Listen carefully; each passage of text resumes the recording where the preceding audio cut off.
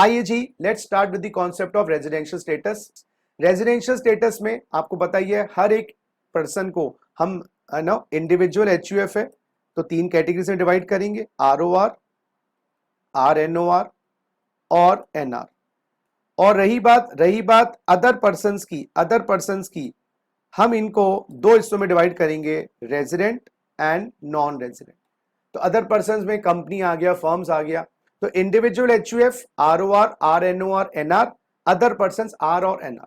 सबसे पहली बात करते हैं residential status of individual. Basic conditions 3 है। पहली basic condition 182 days during the previous year 22-23। Second basic condition क्या कहती है, 60 days during the previous year 22-23 और उससे पहले के 4 सालों में 365 दिन। तो पहले के 4 साल हो गए 22-23 के 21-22, 20-21, 19-20 और 18-19। ठीक है ना जी, 18-19, 19-20, 20-21, 21-22। हाँ, सेकेंड कंडीशन की 4 एक्सेप्शंस है। सेकेंड कंडीशन की 4 एक्सेप्शंस है जो एक्सप्लेनेशन 1 to 6-1 में, वो अभी हम कंसिडर करेंगे। अगर इन तीनों के बीच में और है, और थर्ड बेसिक कंडीशन है 6-1A में। ये कंडीशन क्या कहती है, अगर इंडिविजुअल सिटीजन ऑफ इंडिया है, having total income other than income from foreign sources, विदेश की सोर्सेज की इनकम को छोड़ दिया जाए, 15 लाख से ऊपर है तो उसको deem to be resident in India in that previous year. तो यहां पर डीम्ड रेजिडेंट बना देंगे उन लोगों को जो लोग कहीं किसी कंट्री में रेजिडेंट नहीं बनते। इनको मैं स्टेटलेस पर्सन भी कहता हूं, स्टेटलेस पर्सन। तो कुछ लोग अपना रेजिडेंशियल स्टेटस के कॉन्सेप्ट को इस तरीके से करते हैं, वो किसी भी कंट्री में टैक्सेबल नहीं होते, ना वो इंडिया में टैक्सेबल होते हैं, ना वो यूएस में टैक्सेबल होते हैं, ना वो यूके में टैक्सेबल होते हैं। वो इस तरीके से प्लान करते हैं कि बचे रहे हर देश की रेजिडेंशियल स्टेटस से। तो गवर्नमेंट ने कहा अगर आपकी total income excluding foreign sources 15 lakh से ऊपर है, total income excluding foreign sources 15 lakh से ऊपर है, हम आपको डीम टू बी रेजिडेंट बना देंगे। लेकिन यस, आप किसी भी कंट्री में लायबल फॉर टैक्सेशन नहीं होने चाहिए। और इसके क्वेश्चंस भी जैसे मैंने बताया, जो टैक्स दरबार का सेशंस था हमने किए हुए हैं। हाँ जी, उसके बाद guys, income from foreign sources का मतलब क्या है, मींस इनकम विच अक्रूज और राइजेस आउटसाइड इंडिया। तो फॉरेन सोर्स को इंक्लूड करना है नहीं, total income excluding foreign sources FS exceeds 15 lakhs, excluding foreign sources. Foreign sources क्या है, इनकम विच एक्रूज और राइजेस आउटसाइड इंडिया, जो इंडिया से बाहर अक्रू हुई है, राइज हुई है। अगर वो इंडिया के बिजनेस प्रोफेशन से कंट्रोल्ड है तो हम ले लेंगे, और which is not deem to accrue rise in India, section 9 वाली इनकम नहीं है। तो मोटा मोटा क्या फॉरेन सोर्सेज के अंदर क्या आएगा, फॉरेन सोर्सेज की इनकम में क्या क्या आएगा, मैं बोलूं सेक्शन 9 वाली इनकम फॉरेन सोर्सेज में नहीं आएगी। अगर फॉरेन इनकम बिजनेस प्रोफेशन वाली है जो इंडिया से कंट्रोल्ड है, वो नहीं आएगी। तो सर क्या आएगी इसमें, भाई जो इनकम्स बाहर ड्यू हुई है वो बाहर रिसीव हो या इंडिया में रिसीव हो, वो नहीं लेनी। ऑल दोज इनकम्स, मोटा मोटा नटशेल में याद कर लो, फॉरेन सोर्सेज में जो इनकम बाहर ड्यू हुई है। उसके अलावा वो 4 केसेस हैं, 4 केसेस जहां पर सेकंड बेसिक कंडीशन को चेंज कर दिया गया है। केस 1, केस 2, केस 3 में, इन तीनों केसेस के अंदर तो 60-365 लागू ही नहीं होगी, 60-365 लागू ही नहीं होगी केस 1, केस 2, केस 3 में। और रही बात जो केस 4 है, यहां पर 60 बन जाएगा 120, तो 120 प्लस 365 ये लागू होगी, 120 प्लस 365। तो दोबारा से रिपीट करता हूं, अगर अगर अगर आप 1 to 3 केस में है, सेकेंड बेसिक कंडीशन लागू ही नहीं होगी, सेकेंड बेसिक कंडीशन लागू ही नहीं होगी। लेकिन अगर आप केस 4 में है तो सेकेंड बेसिक कंडीशन मॉडिफाई हो जाएगी, सेकेंड बेसिक कंडीशन मॉडिफाई हो जाएगी। जरा देख लीजिएगा, Indian citizen leaving India for employment outside India, Indian citizen who is working on Indian ship leaves India during the previous year. तो कोई शिप का कैप्टन है, एम्प्लॉय है, इंडिया छोड़ के जाता है। और इसी बंदे के लिए एक बात और याद रखनी है, उसका जो इंडिया में कंप्यूटेशन का पीरियड निकाला जाएगा, क्योंकि फर्स्ट बेसिक कंडीशन तो लगेगी, जो सेलर्स इंडिया छोड़ के चले जाते हैं फर्स्ट बेसिक कंडीशन तो लगेगी, उसमें 182 दिन तो देखेंगे। उस 182 दिन में कुछ पीरियड को एक्सक्लूड कर देना, वो 182 डेज वाली जो कंडीशन है सेलर अंकल के लिए, उसके अंदर आप एक्सक्लूड कर देना। क्या एक्सक्लूड कर देना, days from the date of joining as per continue discharge certificate till date of signing of the on this document. तो कंटिन्यू डिस्चार्ज सर्टिफिकेट पे जब आपने एंट्री करी as per the entry date और एग्जिट डेट। तो question अगर exam में आए 200 दिन इंडिया में है सेलर, अब 63-65 तो लगती नहीं, लेकिन कंटिन्यू डिस्चार्ज सर्टिफिकेट का पीरियड ऑफ स्टे 40 दिन है, तो 200 में से 40 घटा के 160 हो गए। फर्स्ट लगी नहीं क्योंकि 160 दिन है, सेकंड हमारी लागू नहीं हुई। और तीसरा केस है इंडियन सिटीजन या पर्सन ऑफ इंडियन ओरिजिन जो इंडिया विजिट करने आ रहा है। ये हमारे बाहर ताऊ चाचा बुआ फूफा जीजा जो बाहर सेटल्ड इंडिया विजिट करने आ रहे हैं। इसमें पीआईओ वर्ड भी है, सिटीजन की हैसियत से है या पीआईओ। पीआईओ है himself parents grand parents born in undivided India. Undivided India का मतलब है इंडिया बिफोर 15 अगस्त 1947, जिसके अंदर आपका पाकिस्तान और बांग्लादेश भी इंक्लूड हो जाता था। और ये 120 कब लग जाएगा सर? ये सिटीजन ऑफ इंडिया या पीआईओ जो विजिट करने आ रहे हैं। सर ये तो केस 3 है। नहीं, केस 3 वहां लगेगा जहां total income excluding foreign sources up to 15 lakh है। कहां लगेगा? लिख लीजिए, total income excluding foreign sources up to 15 lakh है। वही हमारे ताऊ फूफा जीजा जो बाहर सेटल्ड हैं वो इंडिया में आ रहे हैं, और अगर उनकी total income other than foreign sources 15 lakh से ऊपर है तो उनके ऊपर 60,365 मॉडिफाई हो जाएगा 120,365। तो नेट शेल में क्या बात हुई? केस 1 इंडिया छोड़ के नौकरी के लिए जा रहे हो, 60,365 नहीं लगेगा। सेलर हो और इंडियन शिप पे काम करते हो और इंडिया छोड़ के जा रहे हो, 60,365 नहीं लगेगा। एक उनका और बेनिफिट है क्या कि जो कंटिन्यू डिस्चार्ज सर्टिफिकेट के हिसाब से number of days of stay है वो इंक्लूड नहीं करेंगे। तीसरी बात, अगर आप इंडियन सिटीजन या पीआईओ हो, इंडिया विजिट करने आ रहे हो और आपकी total income excluding foreign sources up to 15 lakh है तो आप बचे रहोगे 60,365 की कंडीशन से। और अगर आप 60,365 वाली कंडीशन से बचे रहोगे, अगर आप वही इंडियन सिटीजन या पीआईओ और टोटल इनकम 15 लाख से ऊपर एक्सक्लूडिंग फॉरेन सोर्सेज, तो आप पे 120,365 लगेगा। अगर एक बार आप रेजिडेंट बन गए उसके बाद क्या चेक करना है? अगर आपका स्टे 729 डेज से कम है, 7 preceding previous year. Preceding previous year का मतलब है 23-24 को छोड़ दो, उससे पहले के लास्ट 7 ईयर्स में जाओ। 23-24 को छोड़ दो। अगर 729 डेज से कम है तो हम आपको RNOR की स्टेटस दे देंगे। RNOR सर ये तो नहीं है, तो गवर्नमेंट कहती है अगर आप नॉन रेजिडेंट है, minimum 9 out of 10 preceding previous years. यहां पर भी इसको हम 23-24 की जगह हम 22-23 बोलते हैं ना, क्योंकि हमारा प्रीवियस है तो 22-23 है, तो 22-23 को छोड़ दो, उससे पहले के 7 साल जाओ। और यहां पर क्या है, 22-23 को छोड़ दो, उससे पहले के 10 प्रीवियस ईयर जाओ, उसमें मिनिमम 9 NR होना चाहिए, तो फिर हम आपको टैग दे देंगे RNOR का। चलो, क्या और भी कंडीशंस है? हाँ, अगर आप, ये कौन है? अरे यार ये केस 4 वाला है। केस 4 कौन सा? वही हमारे बुआ फूफा जीजा जो बाहर सेटल थे, टोटल इनकम 15 लाख से ऊपर, जिन्होंने 120,365 पूरा कर लिया तो वो रेजिडेंट बन गए और वो डीम्ड एज RNOR। यस, तो 120,365 फुलफिल करने वाले केस 4 वाले डीम्ड RNOR। और फोर्थ कंडीशन ये कौन है? ये 6 बने वाले जो हमारी थर्ड बेसिक कंडीशन जो फुलफिल करता है, जो उसमें रेजिडेंट बनता है वो भी डीम्ड एज RNOR। ठीक है ना? तो बेसिकली मैं ये बोल लूं कि जो 2 लोग हैं वो डीम्ड RNOR। कौन कौन से? एक जो थर्ड बेसिक कंडीशन पूरी करता है और दूसरा जो केस 4 को फुलफिल करता है सेकंड बेसिक। बाकी सब के लिए 2 ही कंडीशन है, अप टू 729 डेज तक स्टे है तो RNOR, और 9 आउट ऑफ 10 NR है RNOR, और जो चारों कंडीशन में नहीं आया स्वाभाविक है वो क्या बन गया? ROR। ठीक है, चलिए उसके बाद गाइस समरी चार्ट। ROR कौन है? जो either of the basic condition पूरी करे और एक भी एडिशनल कंडीशन पूरी ना करे, neither of the additional condition. RNOR कौन है? जो एक भी बेसिक कंडीशन पूरी करे, फर्स्ट सेकंड थर्ड, और एडिशनल में 4 में से एनी 4, इसमें नो नाइदर 4 है ना। और NR कौन है? जो बेसिक कंडीशंस ही ना पूरी करे। HUF का रेजिडेंशियल स्टेटस निकालना बहुत सरल है, section 6(2) and 6(6). Any part of the control manage situated in India, तो रेजिडेंट बन गई। और कर्ता या manager not satisfying additional condition, मैं ये बोलूंगा नॉट सेटिस्फाइंग एडिशनल कंडीशन, तो 6(6) की एडिशनल कंडीशंस पूरी नहीं कर पा रहा है कर्ता या मैनेजर, तो HUF ROR बन जाएगी।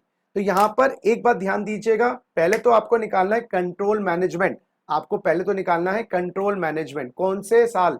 प्रीवियस ईयर में, 22-23 में। देखिएगा जरा, 22-23 में आपको कंट्रोल मैनेजमेंट निकालना है। कंट्रोल मैनेजमेंट का एनी पार्ट इंडिया में है तो HUF क्या बन गई? रेजिडेंट। फिर चेक करना है कर्ता या मैनेजर अगर एडिशनल कंडीशंस एक भी पूरी नहीं कर रहा है तो अपने आप तो ROR हो सकता है, HUF भी ROR बन जाएगी because he is not fulfilling the conditions. RNO और HUF कब बनेगी? Any part of the control manager situated in India. अच्छा, एनी पार्ट का मतलब सर इवन 1%, तो उसका डिसीजन मेकिंग का हिस्सा एक भी इंडिया में है। और RNOR कब बनेगी? जब एनी पार्ट, कुछ भी हिस्सा इंडिया में है और करता या मैनेजर वो 4 कंडीशंस जो एडिशनल कंडीशन है उसमें से एक पूरी कर दे, एक पूरी कर दे, या तो वो 729 डेज से कम है, 9 आउट ऑफ 10 NR है लास्ट 10 सालों में, या वो 618 जो थर्ड बेसिक कंडीशन है वो पूरी कर दे, या केस 4 में 12365 पूरी कर दे।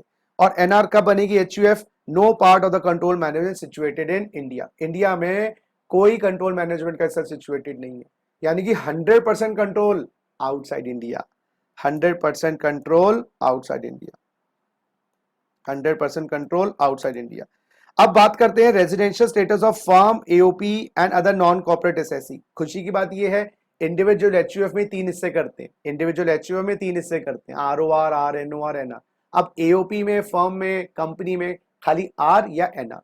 R कब होगा? Firm, any part of the control management situated in India, और नॉन रेजिडेंट कब? No part of the control management in India. रही बात कंपनी की, कंपनी कब रेजिडेंट बनेगी? Indian company by default resident है, Indian company by default resident है।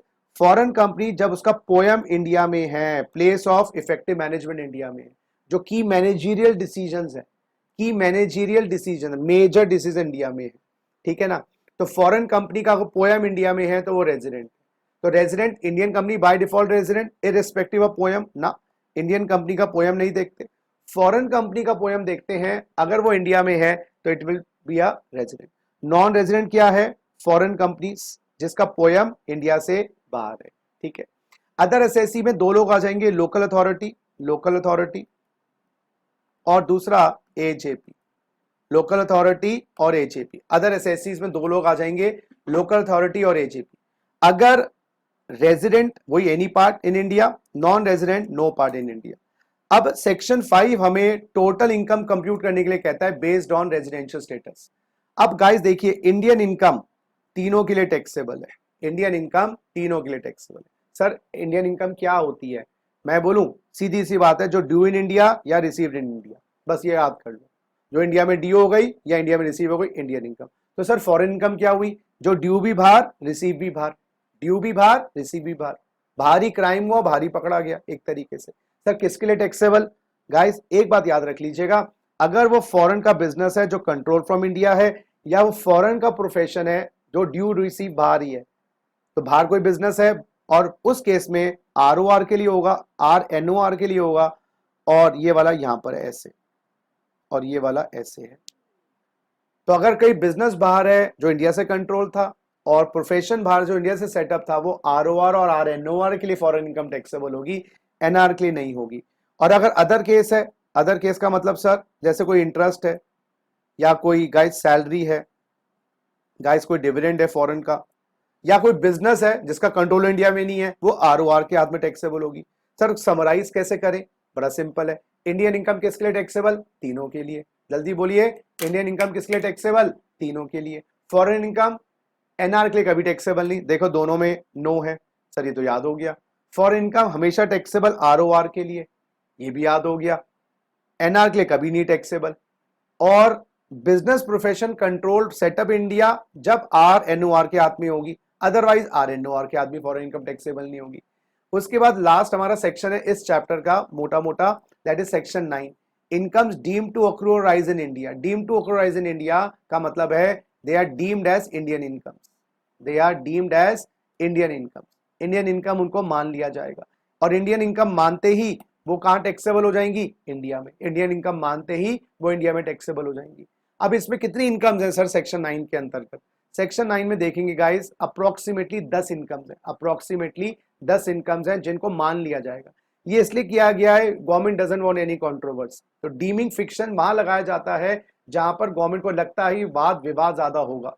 जैसे भगवान को लेकर वाद विवाद होता है तो हम बोलते हैं मान लो, इसी तरीके से यहाँ पर मान लेंगे। तो बिजनेस कनेक्शन अगर आपका इंडिया में है तो हम ये मान लेंगे कि आपकी इनकम इंडियन इनकम है, और इंडियन इनकम बनते इंडिया में टैक्सेबल है।